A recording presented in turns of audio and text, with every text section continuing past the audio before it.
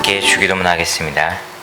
하늘에 계신 우리 아버지여, 이름이 거룩히 여김을 받으시오며 나라가 임하시오며 뜻이 하늘에서 이루어진 것 같이 땅에서도 이루어지이다.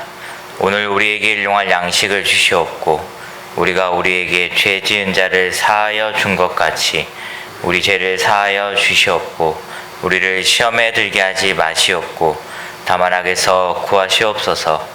나라와 권세와 영광이 아버지께 영원히 있사옵나이다. 아멘. 우리 함께 찬송가 370장, 찬송가 370장 함께 찬양 드리시겠습니다.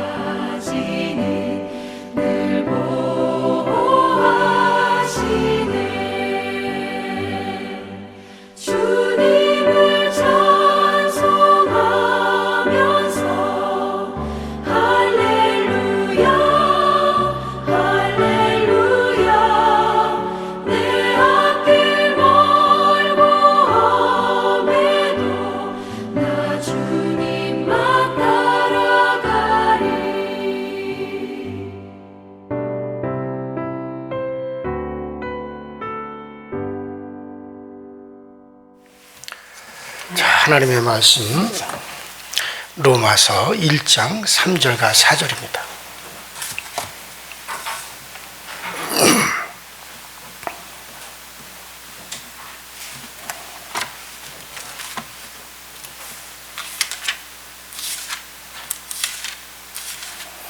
로마서 1장 3절과 4절 다 같이 한 목소리로 시작. 그의 아들에 관하여 말하면 육신으로는 다윗의 혈통에서 나셨고 성결의 영으로는 죽은 자들 가운데서 부활하사 능력으로 하나님의 아들로 선포되었으니 곧 우리 주 예수 그리스도시더라. 아멘. 자, 우리가 지난 시간에 어떤 말씀을 드렸는가를 다시 한번 잘 생각해 보세요. 지난 시간에 아들에 관하여 여러분들에게 말씀을 드렸습니다. 아들에 관하여. 아들이라고 하는 말은 아버지를 그대로 드러낸다. 아버지를 그대로 드러내신 분이다 라고 여러분들 이해하는 것이 가장 좋을 겁니다. 요한복음 1장 14절부터 18절까지 바로 하나님이 독생하신 하나님, 홀로 독자여 홀로 살아계시는, 홀로 스스로 살아계신 하나님이란 뜻이죠. 홀로 독자, 독생자, 독생하시는 하나님, 홀로 스스로 살아계신 하나님이 나타내셨느니라. 그러니까 예수는 누구시냐? 홀로 살아계시는, 바로 그 스스로 살아계시는, 홀로 살아계시는 그 하나님이 자기를 나타내신 분이에요. 우린 그를 아들이라 그렇게 부릅니다. 그러면 예수는 하나님의 화신이에요. 하나님이 자기를 드러내신 분이시다 이거예요.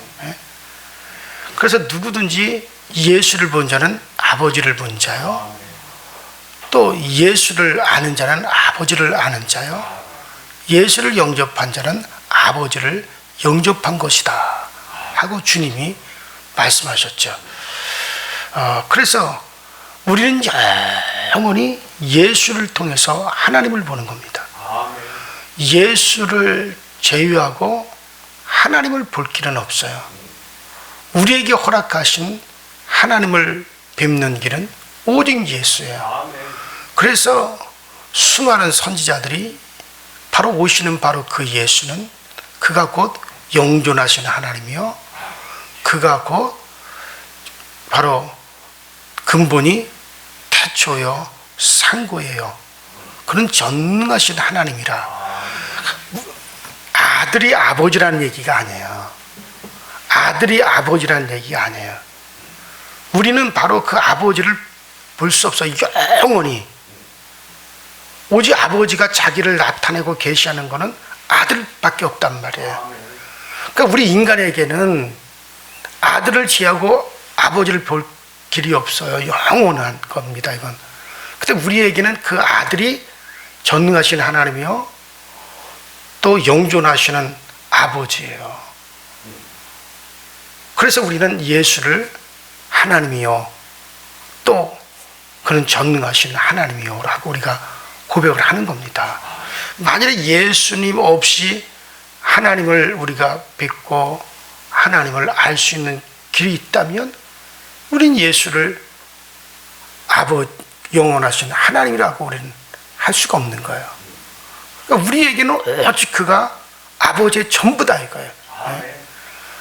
그런데 그 예수를 제쳐놓고 하나님을 만나겠다라고 하는 건, 이거는 그 자체로서 성립이 되어지질 않는 겁니다.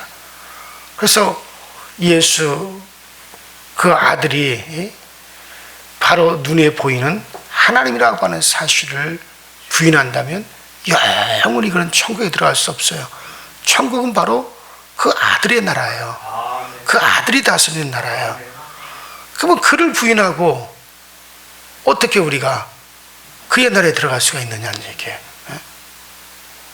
이 세상에서도 어느 나라에 내가 이민을 간다, 내가 그 나라에 들어가야 살 것 같다면 그 나라의 통치자가 누구인지, 또 그 나라의 법이 무엇인지 이걸 분명히 알고 인정해야만이 그 나라에 들어갈 수 있는 거죠.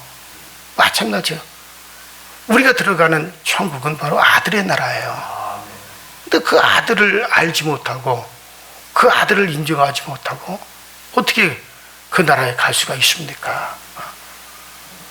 그러니까는 이것이 하나님의 경륜이고 하나님 우리에게 계시하신 하나님의 비밀인데, 그러니까 이것을 참 그리스도에 대한 이것을 알고 깨닫고 인정하는 것은 누구에게나 허락된 건 아닙니다. 누구에게나 주어진 건 아니에요. 이건 정말 주님으로부터 성령으로부터 정말 그것이 깨달아져야 되는 거죠. 그래서 성령으로 하지 않으면 아무도 예수를 주라고 고백할 수가 없는 겁니다. 자, 그리고 이어서 우리가 오늘 본문에는 바울은 이렇게 얘기합니다. 이 아들에 대하여 집약적으로 설명하죠. 자, 오늘 사도 바울이 이 아들은 육신을 따라서 다윗의 혈통에서 나셨고, 육신을 따라서는 다윗의 혈통으로 나셨고, 자, 여기서 다윗의 혈통이라고 하는 말은 다윗의 씨, 즉 다윗의 자손으로 나셨다는 말이에요. 자, 그리고 여기서 나셨다는 말은 되었다. 한번 따라합시다. 되었다. 그래요. 그러니까 다윗 육신 그 아들이, 그렇다면 그 아들이 육신으로는 다윗의 혈통으로 되었고, 그런 말이죠.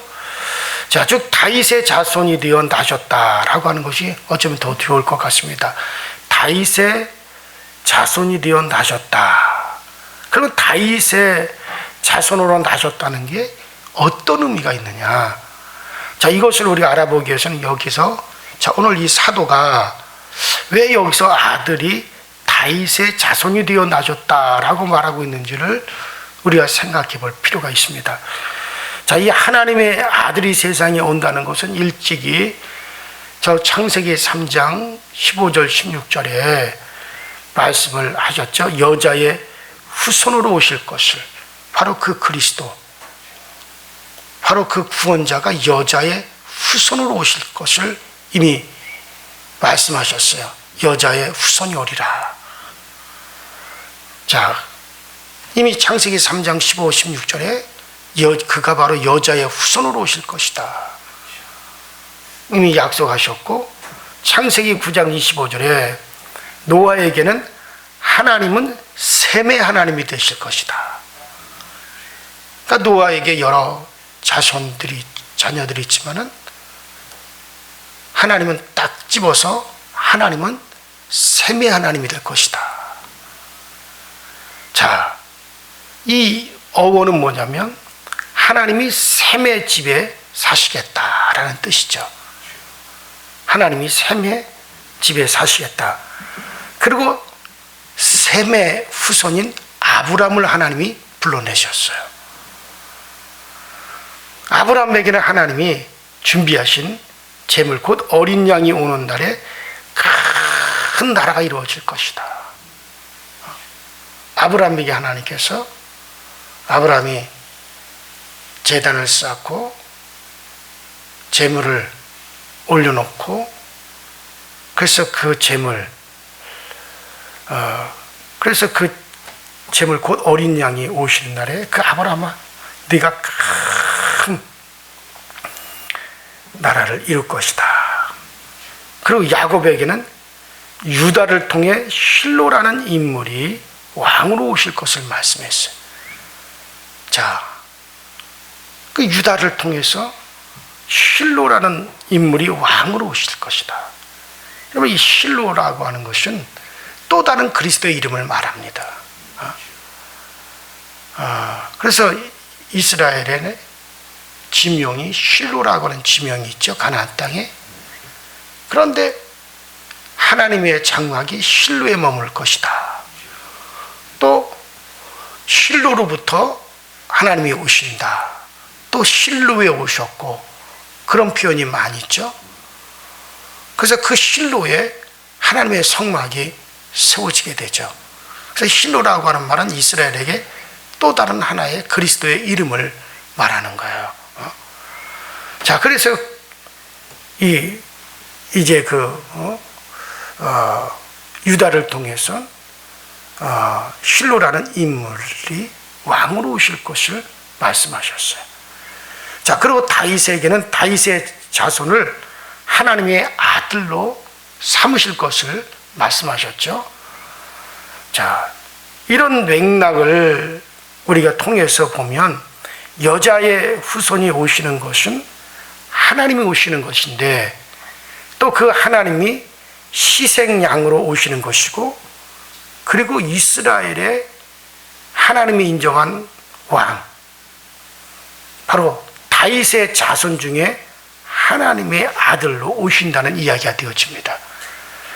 그렇다면 아들은 여자의 후손으로 나셨다 해도 되고 또 우리가 마태복음 1장 1절에서 보듯이 아브라함의 자손으로 나셨다 해도 되고 기타 셈이나 혹은 유다의 자손이라 해도 됩니다. 이 모든 것이 바로 하나님의 아들을 이 땅에 드러내는 통로로 다 사용되어진 거란 말이에요. 자, 그런데 왜 오늘 이 사도 이 바울은 여기서 다윗의 자손 하나님의 아들이라고 할까? 혈통으로는 다윗의 자손, 다윗의 혈통에서 나셨고 다윗의 혈통이 되어 오셨고 왜 꼭 거기서 꼭 집어서 다윗의 혈통을 말을 하셨을까? 자, 그 이유를 우리는 우선 2절에서도 암시가 되어 있죠. 2절에 보니까 그의 아들이라 했습니다. 그의 아들이란 하나님의 아들이라는 말이죠. 자, 여기서 우리는 바울 사도가 그 하나님의 아들을 다윗의 자손이라고 부르는 이유를 알 수가 있어요. 먼저 그 모든 약속을 받은 이들 중에 자, 다윗은 왕입니다. 기름 부음 받은 왕이란 말이야, 다윗은. 자, 여기 아브라함, 셈, 아브라함, 야곱, 유다, 쭉 인물들이 나오지만은 그 중에서도 다윗을 꼭 집은 거는 바로 다윗은 이스라엘의 왕의 기름 부음 받은 왕입니다. 쭉 다윗의 혈통이 되어 오셨고라는 말은 쭉 그분은 왕으로 오시는 분이라는 뜻이죠. 왕의 혈통에서 왕이 나는 거예요. 그러니까 이 그리스도에 대한 약속이 계속 그 인물들마다 하나님이 정해준 인물들마다 다 그리스도의 약속이 들어있어요. 우리는 거기서 그리스도의 약속만 발치하면 되는 거예요. 자, 여러분들 보세요. 다 돌이지만 그 금성분이 조금이라도 들어있으면 그건 그냥 돌이라 그러지 않고 뭐라 그래요? 금강석이라 그래요. 금강석이라고 해가지고 금덩어리 자체가 아니잖아요. 여러분들 큰 이만한 돌덩어리 속에 금성분이 야만큼 깨알같이만 들어있어도 그건 그냥 돌이 아니라 금강석이라 그래요. 그런데 우리는 그 돌 속에 약간의 금성분만 있어도 거기서 그 금만을 발치해낸단 말이에요. 이와 같이 그리스도의 약속이 쫙 묻어 있어요. 우리는 그러면 어떻게 해야 돼요? 거기서 뭐를 발치해내야 돼요? 예수의 그 약속만 발치해내면 된단 말이에요. 그러니까 아브라함에게도 이삭에게도 야곱에게도 셈에게도 모세에게도 다 그리스도의 약속이 들어있어요. 그 우리는 거기서 어떻게 하는 겁니까? 그 그리스도의 약속이라는 성분만을 우리가 발췌해내는 거예요. 그리고 그 약속을 우리가 보는 거예요. 자, 그러니까 쭉 이런 인물들 속에서 자, 근데 거기서 특별히 다윗을 지목을 했단 말이에요. 그러면 사도 바울이 하나님께서 다윗과 하신 약속을 상기시키려고 하고 있다는 것을 알 수 있습니다. 왜냐하면 사무엘하 7장 14절에 보면 하나님은 다윗에게 나는 그의 자손, 그러니까 다윗의 자손의 아비가 되고, 그러니까 나는 다윗의 아비가 되고 라고 하는 말씀. 그러니까 나는 다윗의 자손의 아비가 되고 그는 내 아들이 되리라 그랬단 말이에요. 이 약속을 우리가 사무엘하 7장 14절에 보는 바와 같이 특별히 다윗에게 하셨어요. 그러니까 하나님은 다윗의 자손의 아비가 된다라고 하는 말이 뭔 말이에요? 또 다윗은 그를 향하여 나의 주라고 그랬단 말이에요. 그러니까 어떻게 자기 자손에게 또 나의 주라고 말할 수 있겠어요? 그러니까 다윗은 나의 자손 내 혈통에 통해서 이 땅에 오시는 그가 바로 하나님의 아들이시구나. 그는 나의 주가 되시는구나. 이것이 바로 다윗에게 주어진 약속이거든요. 그러니까 구체적으로 하나님이 다윗의 자손 중에 그 인물이 있어요. 다윗 자손에 나는 아비가 될 것이고 그는 나의 아들이 되리라. 그리고 다윗은 그를 향하여 나의 주라고 고백을 했단 말이에요. 그러니까 내가 앞으로 태어날 내 자손한테 나의 주님이시오 그렇게 말할 수는 없잖아요. 그래서 이 신약에도 와서도 주님이 그랬어요. 다윗이 어찌하여 그의 자손을 나의 주라고 할 수가 있겠느냐?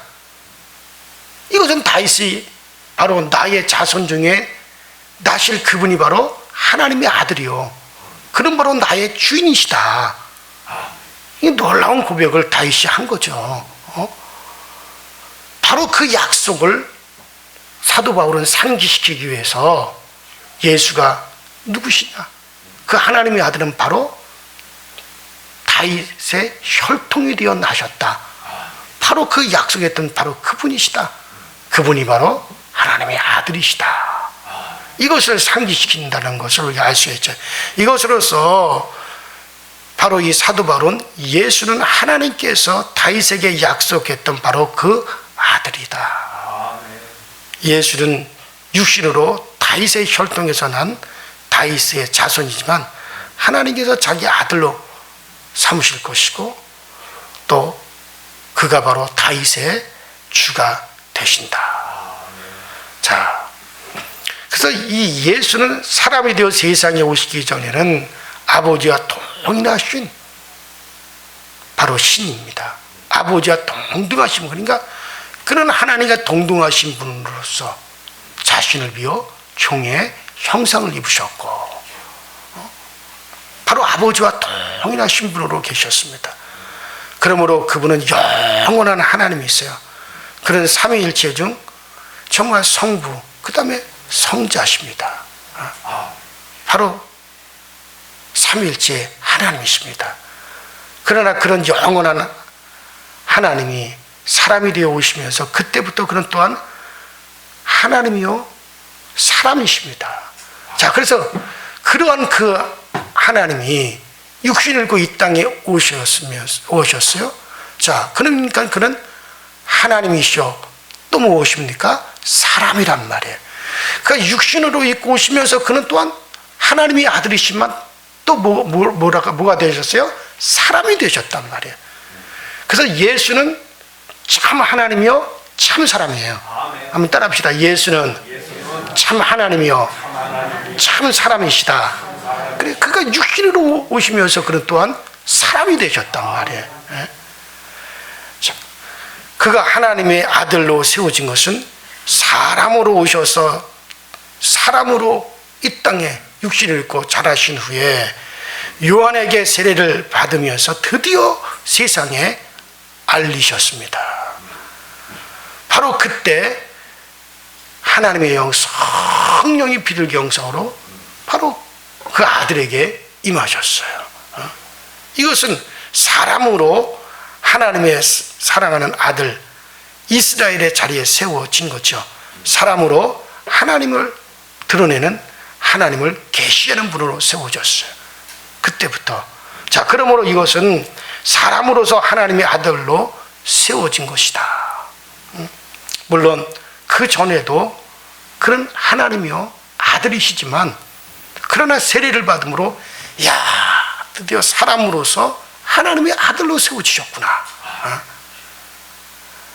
자, 예수님은 12세 때 성전에 올라가셨을 때 자기를 찾는 그 요셉과 마리아에게 내가 내 아버지 집에 있어야 할 줄을 알지 못하셨나이까?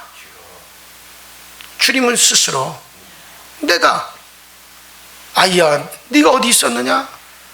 왜 이토록 찾도록 하였느냐? 그랬을 때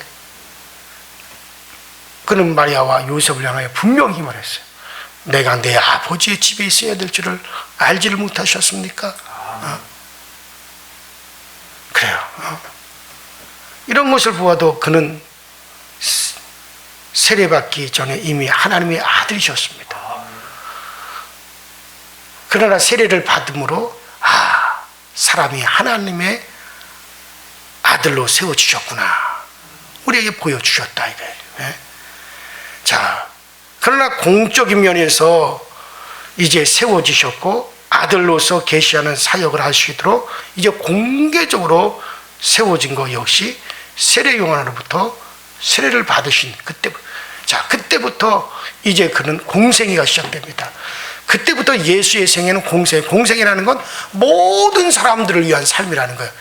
그러니까 그때부터 예수께서 행하신 거, 이루신 거, 이 모든 것은 우리를 위한 거란 말이에요. 예수님 자신을 위한 것이 아니라 따라합시다. 우리를 위한 거. 그러니까 우리 공생애라는 말을 우리가 자주 하잖아요. 공생애라는 것은 그분의 삶을 산 게 아니라는 얘기예요. 그때부터는 아버지를 위해서 우리를 위한 삶이에요. 그래서 예수께서 이루신 모든 것들은 내 것이요, 예수께서 이루신 의는 나의 의요, 예수의 거룩은 나의 거룩이요, 예수께서 죄를 담당하신 건 내가, 이제 내 죄를 내가 해결한 것으로 다 우리에게 주어지는 거예요. 공생애. 우리는 성도도 공생애야. 따라합시다. 나도 공생애다. 우리가 이제 예수 믿고 구원받아 성도가 됐으면 이때부터 우리도 공생애요. 나를 위한 삶이 아니라 아버지를 위한 삶, 하나님을 위한 삶이요, 또 나를 위한 삶이 아니라 이웃을 위한 삶이란 말이에요. 그러니까 우리는 성도의 공생애를 사는 거예요. 드디어 이제는 우리는 아버지의 영광을 위해서 여러분들의 생애가 아니란 말이에요.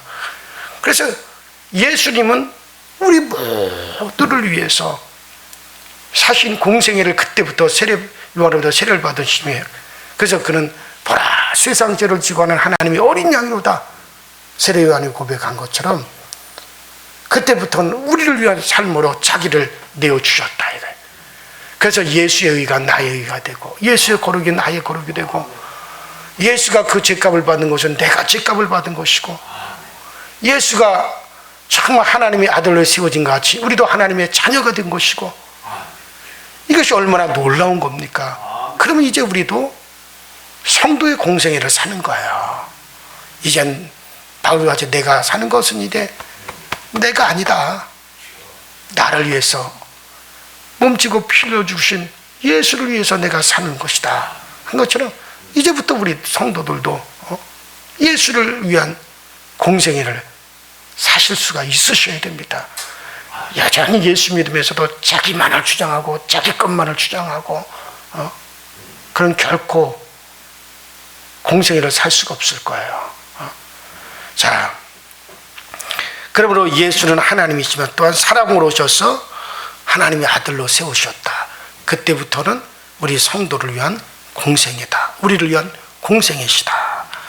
자, 이렇게 생각해야 하나님이 다윗과 하셨던 약속과 합치가 됩니다. 주 다윗의 후손이라면 사람인데 그들을 아들로 삼겠다고 한 그 약속이 예수님으로 말미암아 그대로 성취가 되어진 겁니다.